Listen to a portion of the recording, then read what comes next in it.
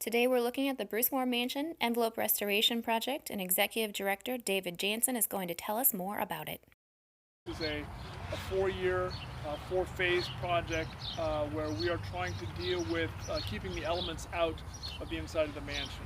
We are working on the windows and the doors, the fenestration, dealing with the woodwork that has deteriorated a little bit since it was put in place in 1886.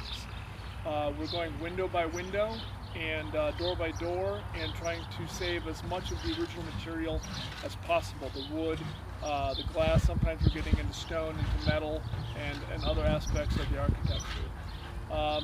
The project has been phased to focus on the four elevations of the mansion sequentially over the course of the year. That's as much as we could do in terms of our capacity and money. But it's been a very successful project, and we are grateful for all the support in the community to get it done.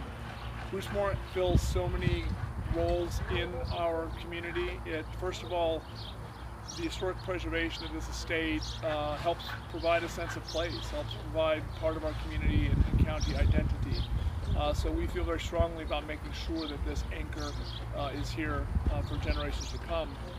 But we have also, for 40 years now, used the estate to engage people in the arts, engage people in history, engage people in historic preservation.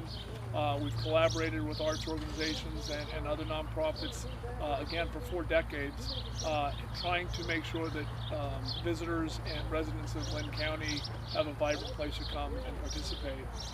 The trade shows certainly set us back a bit, but I'm so proud of the vendors, and I want to give a shout out to Rennerneck and Technical Specialties, OPN, Heartland Finishes, the local vendors who really only had to stumble a couple of weeks with the trade show, and we're back at it.